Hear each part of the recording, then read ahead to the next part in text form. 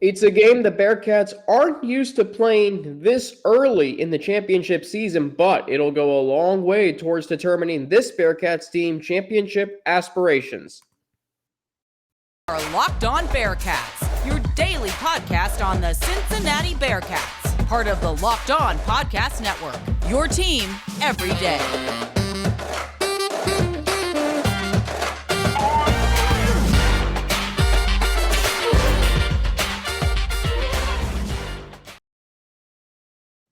Thank you so much for making Locked On Bearcats your first listen of every day. We're free and available everywhere that you get your podcasts and on YouTube.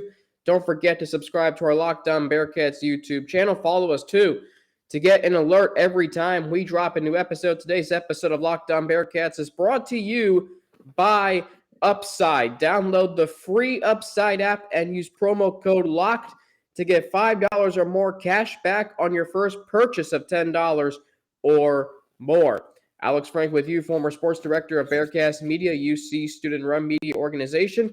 Commentated a whole bunch of Bearcats football and men's basketball games. Russ Heltman, my colleague from AllBearcats and Sports Illustrated, joining me today as part of our weekly conversation about the Cincinnati Bearcats football and men's basketball teams. Russ, the Bearcats won on Saturday against Navy, setting up a showdown tomorrow night with the ECU Pirates, two teams in the thick of the race to the American Athletic Conference Championship game. Just how big of a game is this game tomorrow night? It's the biggest nip-at-night game probably since, I don't know, maybe obviously the Temple game last year, but like 52-3, that result was kind of known going in that they weren't going to have any trouble with Temple. And then you obviously had the Sauce Gardner game 2 years before when you were obviously not having fans for nip-at-night games. In 2020, Sauce Gardner has his coming out party against UCF. So this is probably the biggest night game at home since 2019. You could kind of count last year's AAC title game, most of that game taking place under the lights, given the time change and the 4 p.m. kick. But let's be honest here. It was really mostly not a nip-at-night game. That wasn't really treated like that. So the fact that it's a blackout tonight, it has all the festivities, the home game festivities. It should be, I think, a similar type of atmosphere to that UCF win that really jump-started this entire program and Sauce Gardner's career back in 2019. I don't think any Bearcats fan will forget that night. I certainly won't. I called that game for Bearcats Media one of the most memorable games that I was a part of. So let's go back to Saturday and the win over Navy, 20-10. Nothing pretty about it, but certainly a bounce-back win for a Bearcats team reeling after a tough loss at Central Florida. I think my biggest takeaway from that game, Russ, was yes, changes were made along the offensive line, but I don't think the right changes were made. Were they, in your opinion? I don't know if there are changes that can be made to this offensive line that's going to get it to a sustainable and happy level for at least the Bearcats fan base this season. It's clear they're in a transition year, even though they returned a lot of talent. It got shuffled in the beginning of the season. You have Lorenz Metz, who was dealing with an injury that we didn't really get too privy to until last week when it was revealed that he would start in place of Jeremy Cooper, who was also injured. So the entire line banged up. I don't know that, especially like when you look at the snake bit aspect of this unit for UC, the fact that your top player along the entire line, Jake Renfro, goes out in week 1, and it's just been kind of shuffling players in and out and a inconsistent, basically mess for the rest of the season. That's a big reason why they are such an inconsistent team down to down and in terms of overall success rate offensively. So one thing I'm noticing is the tackle play has been very subpar, very inconsistent. Like I watched Joe Huber, and he has a great story, former walk-on turned starter. But Russ, he looks lost. I mean, If he's going up against a strong pass rush, like the safety that was given up at Central Florida was on him. He gave up multiple, I think, was it 2 sacks on Saturday? It was at least 1. And Russ, if this team faces a good pass rush, I worry about Joe Huber. James Tunstall has been inconsistent. I mean, lackluster tackle play can hurt an offensive line. You can have a great interior line, but if you don't have great play on the outside, that's a problem, Russ. 1,000%. And it's pretty obvious when you look at the sack rates. They're 85th nationally this season with a 7.1% sack rate allowed. They're pretty good in stuff rate. They don't get run stuff very often, 14th in stuff rate this season. But once again, like 68% power success rate in terms of short yardage, have to have it type of blocking. They're 75th there. It's just overall a back end of the country type of unit. I mentioned James Tunstall and his struggles on this podcast multiple times throughout the season so far. You just mentioned Joe Huber, and it just seems like one of those problems that's not only evident right now for this team, more evident than it has been in years past, but it's exacerbated by the fact that, yes, Ben Bryant can sling the ball with the best of in the American Athletic Conference, but he's pacing towards negative 100 yards rushing right now for the season. And I think he went past it with those sacks taken against Navy. So the fact that the most negative play outside of a turnover that an offense can make is so much more likely this season because of the comeback to earth for the offensive line and the comeback to zero rushing from the quarterback position. It's really bred the results we have right now. A team in Cincinnati that's in the bottom 35 to 40 teams nationally in overall sacks allowed per game, which is not something you're used to from this offensive line. No, and I've noted multiple times, like the sack total that they've allowed this year, it's almost up to where last year's was, Russ. I mean, that's a problem to me. And for a unit that we thought was going to be a big strength season last year, what you mean? They gave up 24 sacks in 14 games last year. If you throw out Alabama, it's 18 and 13 games. They're already at 23, and we're only through 9 games. So that's a problem for me. And I just think about how this offensive line was supposed to be a strength coming into the season, and it just has not been that. You return all 5 starters from the Cotton Bowl last year, and unfortunately, Lorenz Metz starting finally on Saturday. That's great. I don't know why Jeremy Cooper was benched. I mean, if you have any rationale behind that, because I didn't see anything wrong with him. Like, I would have put Lorenz Metz at right tackle. Is what Fickle said. It was an injury. An injury? Okay. Yeah, undisclosed. That makes sense. That's unfortunate. See what he looks like this week. Yeah, that is unfortunate because he's one of your steadier forces on that offensive line. He's been here for 4 years. He's been a starter for 4 years. I think he's Snowper in 2019, if I remember me correctly, but he was just, I think he did. So it's just been a roller coaster with this offensive line. They can't hold up long in pass protection. They're struggling to open up running lanes. Now, let me ask you this before we go to we transition into segment 2. Like, what is there anything new that you've heard on Corey Kiner and his lack of snaps in games, Russ? It's a total mystery, and at this point, I think it's just he's lost in the offense. He's lost in the midst of this season. There's no injury update. There's nothing from Luke Fickell to make it seem like he isn't dealing with anything, dealing with that hand again. I didn't see him very often at practice yesterday, and from the snaps I saw in team drills, a lot more Ethan Wright than I've seen really throughout practice all season long. Obviously, he made the transition from running back to safety because they brought in Corey Kiner and they had that running back room too full.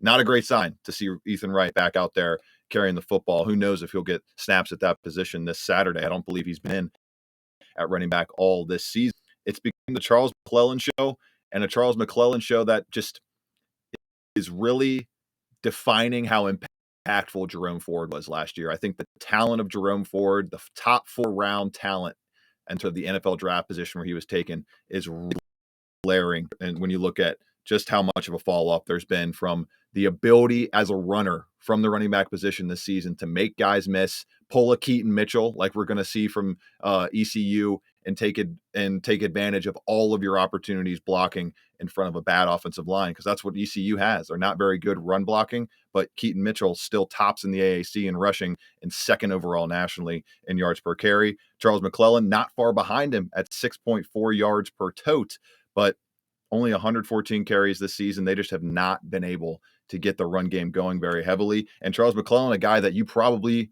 aren't wanting to give a bell cow back type of workload to like you had in Jerome Ford last year because of McClellan's size, obviously, being just 5'11", 200 pounds, and the 2 torn ACLs he's gone through already. So those 2 facts alone make it an obvious reason to me why Charles McClellan is getting more carries, and why on Saturday the RPO and the quick passing game, 21 of 25 passing in terms of passes from the line of scrimmage to 10 yards down the field, for Ben Bryant. It was so crucial to getting that 10-point victory, and they wouldn't have pulled off that win if the RPO game wasn't as efficient as it was in replacement of a non-existent rushing attack right now, in large part for me, because we don't know exactly what's going on with Corey Kiner. And to me, it seems like he's a guy that's just not necessarily picking up on the offense and doing what the coaching staff wants at this point in his career.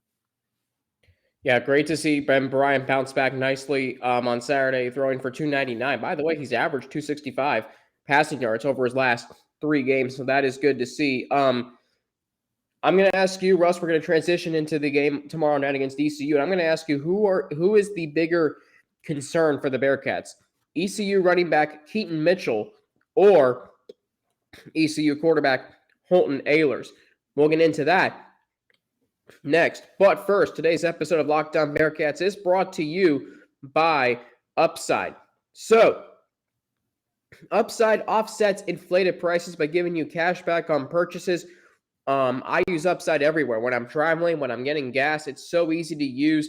I don't know what I'm going to do with all my cash back. I mean, maybe buy myself a nice piece of merchandise from Cincy Shirts. But inflation has us all thinking about different ways to cut back, whether it's driving less, dining out less. I certainly have dined out less, or buying less from the grocery store. I've done that too. We can all agree there's nothing fun about less. That's why I started using Upside. Upside is an incredible app for anyone who buys gas, groceries, or dines out. With Upside, I don't have to cut back because I get cash back on every purchase. And to get started, download the free Upside app, use my promo code LOCKED, and get $5 or more cash back on your first purchase of $10 or more. Next, claim an offer for whatever you're buying on Upside. Check in at the business, pay as usual with a credit or debit card, and get paid. In comparison to credit card rewards or loyalty programs, you can earn 3 times more cash back with Upside. Users, are earning more than $1 million every week. That's probably why they save, or they have a 4.8 star rating on the App Store. Download the free Upside app. Use promo code LOCKED to get $5 or more cash back on your first purchase of $10 or more. That's $5 or more cash back on your first purchase of $10 or more using promo code LOCKED. Hey, thank you for making Locked On Bearcats your first listen. For your next listen, check out the Locked On Sports Today podcast. The biggest stories of the day, plus instant reactions, big game recaps, and the take of the day, hosted by Peter Bukowski, available on the Odyssey app, YouTube, and wherever you get your podcasts. Russ Heltman, my colleague at AllBearcats and Sports Illustrated, back with me today.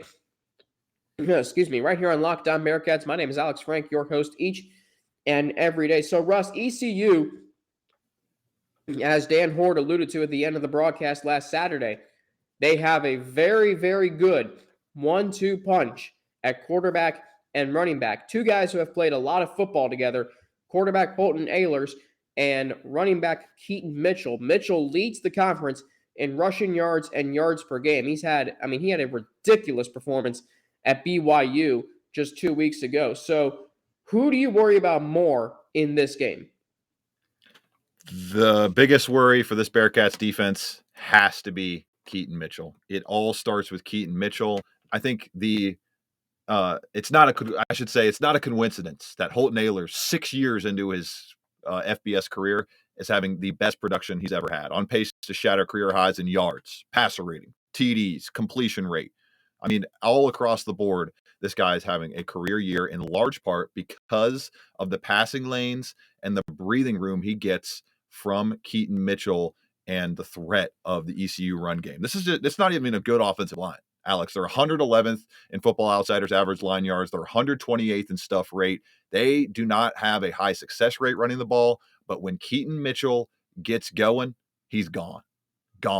Second in the country with 35 10-plus yard runs this season, more than Zach Charbonnet, more than every other top NFL draft prospect in the country this year. 7.1 yards per carry, second nationally. Now that is down to 5.1 yards per carry in the conference slate. So that's obviously Bearcats going to need to pull that puppy closer to 5 and hopefully closer to 4 if they want to keep him fully contained.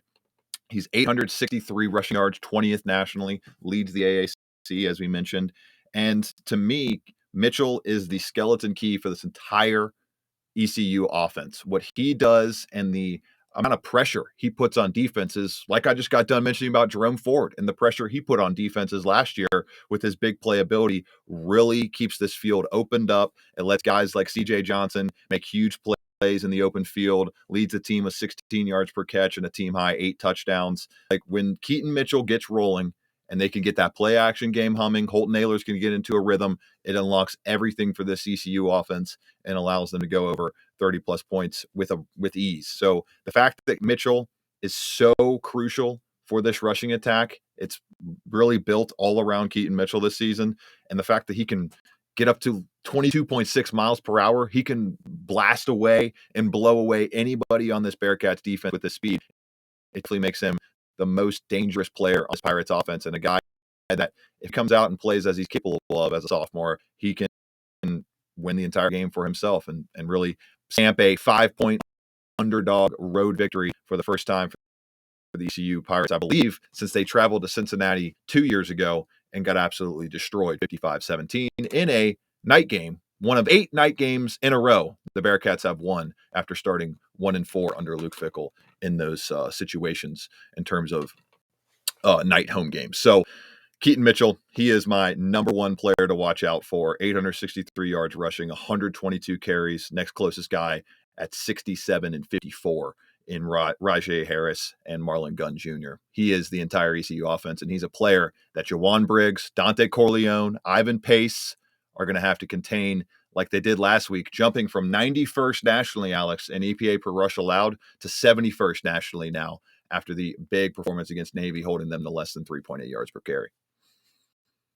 Yeah, how about that? I mean, I just think about how the Bearcats' rush defense has been inconsistent all season. They struggled to stop Arkansas. They did well against Tulsa, but then they let USF, UCF, they let them run all over since their defense. And so it's going to have to be, a very tight-knit performance by the Bearcats if they're going to pull this one out. Because, Russ, if they let Keaton Mitchell get going, that's only going to open up the passing game for Holton Ahlers. And you look at some of these receivers on ECU, some of whom have been here for quite a bit. Isaiah Winstead, averaging 13.6 yards per catch. CJ Johnson, it feels like he's been there for 20 years with Ahlers, 16 yards a catch. Ryan Jones, 10.3. Jalen Johnson, even 11.9. So Holton Ahlers, I mean, Mo's joked about this. You've joked about this. It feels like he's been playing for 20 years. He holds 5 conference records. So my concern is, and this was what I took away from my film review of the Bearcats game against Navy, is I saw a secondary that got roasted by a triple option. Now put him up against, like, they struggle to cover. Navy attempted 6 passes and got 84 yards out of it. And I saw Jaquan Shepard get lost. I saw 2 deep ball completions. Russ, for the first time, I'm worried about this secondary against ECU's receivers because Sauce Gardner's not here to get a pick 6 in the 4th quarter like he did in Greenville 3 years ago. Kobe Bryant's not here to, with his ball skills. So how concerned are you about this cornerback group heading into a matchup against a very good receiving core in East Carolina? I'm pretty concerned, Alex. I'm pretty concerned. You mentioned CJ Johnson, him leading the team in yards per catch, 8 touchdowns this year. He had 4 touchdowns in one game, I believe. And you look at a guy like Isaiah Winstead, 9th nationally in receiving yards per game, or in total receiving yards, excuse me. And going up against a defense in the passing game that is pretty good, has been pretty good all season, but is not necessarily elite. And I think they're going to have to be elite. And the coaching staff might put them in asking you to be elite positions to be able to contain Keaton Mitchell. I think he's a guy that's going to command an extra body in the box for most of this football game. And when you look at this Bearcats pass defense, 27th nationally in EPA per pass allowed, but a kind of strong propensity to give up big plays, but not necessarily a lot of big plays. They're 13th in overall passing success rate allowed on defense, 33.5% success rate. Obviously, that success rate was like 50-60% against Navy. But a large part of that, I think, is they're leading the team, they're leading the nation nationally in rushes per game at 62. You don't expect them to throw the ball really at all, especially with a backup quarterback in there. So I'll cut them a little bit of slack there. but there is no qualms or questions about what is going to happen in this football game. They're going to try to unlock Keaton Mitchell to be able to hit you with big plays over the top to C.J. Johnson and Isaiah Winstead via the arm of Holton Ahlers. And to succumb to, or to squelch that, to make sure that doesn't happen, Jaquan Shepard and Arquan Bush, the time is now. We need them, if you're a Bearcats fan, to have the best game of their season against, I would say, probably the best passing attack, top to bottom, weapons-wise, that they face this year. And to me, I think they can do it, but it's just going to be a lot of asking them to stay on a man coverage island and be able to stop C.J. Johnson and Isaiah Winstead. Can they do it? I think they can. I'm not necessarily super confident they'll be able to do it. And honestly, we'll get to the predictions at the end here, but it could be a high-scoring game at Nippert, and it could be a loss for the Bearcats if this offense does not find more consistent success in the second halves. Real quick, biggest key to the game and score prediction for tomorrow night. My biggest key is those corners. We just got done talking about it. I wrote in my preview, the game gets decided if these corners can be able to man up in coverage. Dante Corleone, Jawan Briggs, Jabari Taylor, Ivan Pace, all of that front seven can get to Holton Ahlers a little faster than they've been able to over the past couple of weeks, get a little bit more pressure on the quarterback. Ahlers, a guy who, if you take out sack yardage, is hovering right around 200 yards rushing this year. So I'm not necessarily a candidate to go over 100 yards and be that 11th man in the rushing equation, but he can get out and scramble a little bit here and there. So containing him, keeping a sound pocket and a sound crunching situation on him in those passing down scenarios is crucial. And then on offense,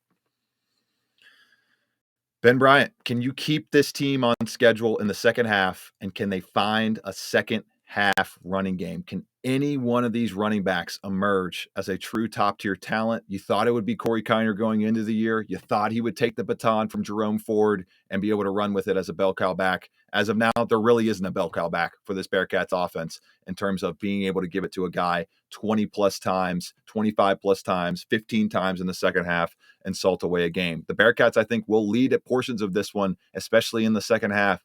It's going to come down to this rushing attack being able to figure it out on third and fourth down in terms of short yardage situations, and 87th nationally in EPA per rush. The numbers say it all. They are not efficient in that area of the game right now, and they need to get more efficient to help take some of the pressure off our guy Ben Bryant, who is getting a lot of unneeded flack right now, and it's getting to the point where I don't know what the Bearcats fans want in terms of back production. Well, they want Evan Prater to start, and they want the Bearcats to win every game by 30 points, which right. Unfortunately... And a guy in Evan Prater who I watched again yesterday at practice, and you want to guess who was better at practice, Alex? You want to take a guess? Bryant. Yeah, he was way better than Evan Prater yesterday. So Okay. I don't know. So you heard it here first, straight from the source. On-site, boots on the ground. That Ben Bryant is better. And I've been saying that all season, and he bounced back on Saturday. And I said, if you're going to smash him while he's down, which I really don't understand some of the comments from last week, you better give him some credit when he turns in a 25 for 35 for 299 and 2 touchdowns and no picks against Navy. And I don't care if Navy's pass defense is as bad as it was. You still had to execute, and he did to a very, very high level. All right. Coming up, we're going to switch gears to the hardwood. Was the Bearcats' performance Monday night a sign of things to come for this season? Russ was there. He'll tell you all about what he thinks about Monday night's season opening win for the Bearcats.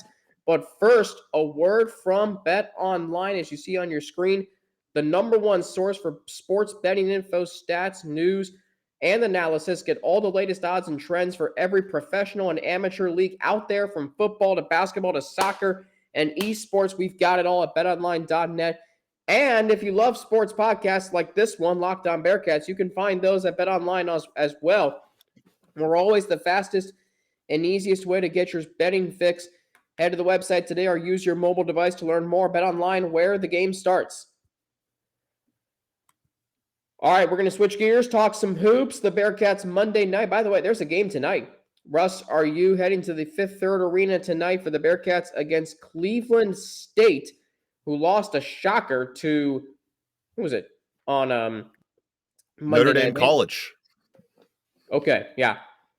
To quote John Rothstein. I had never heard of him before either, Alex. The epitome of brutality. So the Bearcats win on Monday night, 98-55 over Chaminade. David DeJulius led the way, 24 points. Landers Nolly, or as they call him, Chez, very, very impressive in his first game as a Bearcat with 19 points. Rob Finnessy led the team with 8 assists. Was this performance, Russ, what's your assessment, first of all? And is this a sign of things to come this season? I don't know how you give anything but an A to that performance. They looked really good, solid. You can't give an A+ to a Division II school game, but you can give them an A for their execution. I thought the on-ball defense was fantastic. The pressure they put on Chaminade was fantastic to see. 22 turnovers forced, 12 steals. It seems like that UNC Greensboro vaunted press defense is actually going to come to fruition and make its way to Clifton this season. I'm very impressed with what I've seen so far in practice from this Bearcats team. You and I talked about that last week in terms of the willingness to chirp each other, the willingness to hold each other accountable. I saw that again during this game. I saw the fire and the joy that a duo like Jeremiah Davenport and Landers Nolly are going to bring, especially to those home game environments, and really up the level of excitement and energy in Fifth Third Arena. That was evident when they hit I think they each went 2 for 2 to start that game. Landers Nolly with back-to-back triples from the outside wing, a 19-point performance, the most scored by a Bearcat in their debut since Sean Kilpatrick 12 years ago. So that's a great sign of things to come for the Landers Nolly experience. I'm thoroughly impressed, Alex. You play 13 out of your 15 guys. Daniel Skillings gets in, has a breakaway dunk for his first bucket, scores 9 points. Still some work to do defensively, but like I mentioned, I loved what I saw from Dan Skillings in the preseason. I had that as my bold prediction. One of my bold predictions, him being a rotation player, cemented rotation player this season, and he was the first and only freshman that came off the bench, one of the earlier reserves to get in the game. And just overall, from the freshman to David DeJulius, I didn't even mention him, team high, quiet 24 points. We could see more quiet 20-point games this season instead of loud 13, 14-point games and losses last season from David DeJulius. I think all of the added versatility and talent is going to allow him to fly under the radar a little bit more and be even more productive. So it's really good to see. Mike Adams-Woods picked up where he left off defensively. He looked good. Rob Finnessy ties a career high with 8 assists in his Bearcats debut, the most assists in a game by a Bearcat since Mike Saunders had, I think, 10 assists last year in a conference game. So a performance. And it was kind of funny, like Coach Miller after the game, because, coaches, they don't want to just pump their guys up the whole time. And it was funny trying to listen to him and hear him try to nitpick some of the things that they were doing wrong. But overall, when you beat a team by 40 and you maintain a 30-point lead for, I believe, almost the entire second half, that's an A day at the office. Okay, so what do you expect tonight against Cleveland State? Second home game of the season. What do you expect to see from the Bearcats tonight? It's more of the same. Hover near 80 points. I'd like to see them get close to or break that barrier mark, destroy this Cleveland State team that I haven't looked at the line so far, but I know they're a 92% favorite to win this game on ESPN's matchup predictor. That usually equates to about a 14, 15-point line. If you can notch a 14 to 15-point victory, blow Cleveland State out, send them on their way down State Route 32 to Athens to take on Ohio this Saturday, then that's what I'm looking for out of this team. Cleveland State, Tristan Enumera Inaruma, the Netherlands name right there. He hails from the Netherlands, came from Kansas, transferred to Iowa State last year, and then transferred from Iowa State to Cleveland State this year. Had a double-double in the season opening loss to the Notre Dame College Falcons. At 6'8", a little over 230 pounds. He's a guy that can really bruise and bang down in the middle, and I'm interested to see how the Bearcats handle a talent like that. And then I believe it's John Parker had a double-double for them as well on the season opening game against Notre Dame on Monday night. And a guy that maybe you can try to access some more of that ball pressure, see how the full court press is working against a higher tier team than Chaminade, but not that much higher tier. I mean, Cleveland State, 271st nationally in KenPom rankings. They are just not a good team. And this is a game, Alec, that the Bearcats should win by double digits at the minimum. And you're probably looking for a 15 to 20-point win if you're part of the Bearcats faithful. Parker, not Deshaun Thomas for the for the leading assist man out of Cleveland State. Crazy to think that Cleveland State was in the NCAA tournament 2 years ago when they won the Horizon League. They had a really good team. Dennis Gates, I believe, was the head coach of that team. I don't know if he's still the head coach. Russ, you've done your research for this game. I've been focusing on football and the election down here in Georgia. Sorry, I shouldn't say the word election on a podcast, but I do have a full-time job down here in Macon, Georgia. So doing this podcast helps me keep my sanity during the week. So I'm going to dig into some Cleveland State prep tonight. We recorded this on Wednesday, so I'm going to dig into my prep Wednesday night and then get ready for the game tonight. Jermaine As Henderson, you're hearing this on Thursday, is going to be your head coach now at Cleveland State. Dennis Gates gone. I thought Dennis Gates left. He was a good coach though. Or Danielle Robinson. I was looking at the wrong part of the page. Danielle Robinson's the head coach. Jermaine Henderson, an assistant. Interesting. All right. So I like to always end with a Bengals question for you because you write for All Bengals for our buddy James Rapine. Russ, is Joe Mixon revived? Maybe. He did that against one of the better defensive fronts in the NFL coming into the game. Derek Brown was, I believe, 9th in ESPN's run block win rate. Matt Ioannidis was right up there as well in defensive tackle or in defensive end run block win rate. That's such a hard phrase to say. And so 153 rushing yards, 5 total touchdowns. Joe Mixon, it's funny. He actually went in Football Outsiders DYAR rushing efficiency metric. He went from 33rd among qualified runners in that stat to 16th among qualified runners. He literally cut the gap in half with that masterful performance. 8th most PPR points in NFL history. I need to see it happen more than once, though. I need to see it happen more than once to make sure that this is something that can be sustainable. What I think is sustainable is the blocking schemes and the moxie and the mauling that we saw from guys like Lyle Collins, Jonah Williams in the run game. Those two have struggled heavily in pass protection, but if they can access that part of the offense and access that part of their tackles games efficiently in terms of being able to hit pin pull schemes, being able to run from under shotgun, being able to run from under center, then you can really start to piece together some consistent running games in a league where you're just not going to be able to run the football out of shotgun as your only way to have your ball carrier get touches and not throw it to them. It's just not sustainable. If it was sustainable, we would have seen an NFL offense do it for eternity. But guess what? Defenses adjust. You have to bring more than one game plan to the table. You got to bring more than one option to the table running the football outside of just going from RPO shotgun schemes. And the Bengals did that against Carolina, a solid front at that. And I'd like to see him do it against another solid front in Pittsburgh who could, I don't know what the status of TJ Watt is. I know he didn't go on IR for the full year from that torn pectoral muscle. So maybe he could get back in the next couple of weeks and be a problem for the Bengals once again. But Cam Hayward, the rest of that Steelers defensive line, decent run defense, 16th in the NFL in rushing yards per game allowed. So a middle of the tier defense after you play a good defense rushing wise, then you should be able to put another great performance together if you're Joe Mixon in this offensive line. Excuse me. Well, I mean, let's not forget last year in November when TJ Watt did play against the Bengals, Joe Mixon ran for 165 yards. Yeah, that's the last time. There is that. That's the last time you won AFC Player of the Week. Yeah. And let's not forget he was named AFC Offensive Player of the Week this week. Let's not forget that this game against Pittsburgh is now being played at 4:25 as opposed to being played in prime time. So that is a major plus for the Bengals. And I just think, what stood out to me was, they get blown out by Cleveland. I think they played a little ticked off last Sunday. I think that they were, hearing, the season's, this is their demise, without Jamar, what are they going to do? And then you had Dominique Foxworth say, P.J. Walker's going to outplay Joe Burrow. Well, P.J. Walker was benched at halftime. So I think this team is fine. I expect them to beat Pittsburgh. Tennessee just gave Kansas City a bunch of fits. So and they passed the ball twice in the second half. Tennessee did. And still took KC to overtime. Crazy. They only had 2 passes in the second half? 2 times. They threw the ball twice. 2? Malik Willis threw it 2 times in the second half. I don't Derrick Henry show.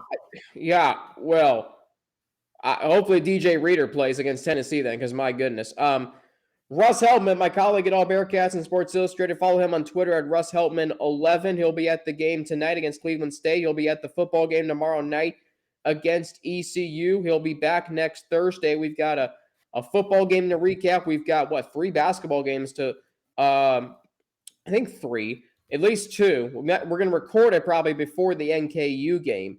But we've got multiple basketball games to talk about, and then we're going to preview a little trip to Maui. Russ, how about that? Trip to Maui for the Bearcats. So we got a lot to get to next week. But Russ, thank you as always for joining me today, and you have a great time of the game tonight. Enjoy your weekend, and best wishes to you. We'll talk to you soon here on Locked On Bearcats. Best time of the year, Alex. Football and basketball in full swing. We'll talk next week. No question about it. Russ Heltman, my colleague at AllBearcats and Sports Illustrated, joining me today. As for me, you can follow me on Twitter at Frankie_Natty with 2 N's and an ATI. You can follow me on Instagram, AlexFrank9_, or email me at alex3frank@gmail.com. Hey, thanks for making Locked On Bearcats your first listen every day. We're Network, your team every day. How about for your second listen today? Check out the Locked On Sports Today podcast, from the games that matter the most to the biggest stories in sports. Go beyond the scoreboard and behind the scenes with local experts and insights only Locked On can provide. Locked On Sports Today, hosted by Peter Bukowski, available on this app, YouTube, and wherever you get your podcasts. Back tomorrow with a game preview looking at the Bearcats and ECU. We'll take a look at how the Bearcats can slow down a top 25 offense in the ECU Pirates. And if you know recent history of Bearcats football, it's going to come in full circle tomorrow night against ECU. Very excited for that. Very excited to be back with you all tomorrow. It is a game day preview edition. We haven't had a Friday game yet this season, so we post the game previews on Friday, and the game is on Friday. How about that? So double dipping a little bit. But anyway, until then, stay safe, stay healthy, so you can keep making Locked On Bearcats your first listen of every day. I'm Alex Frank for the Locked On Bearcats podcast. We're part of the Locked On Podcast Network, your team every day.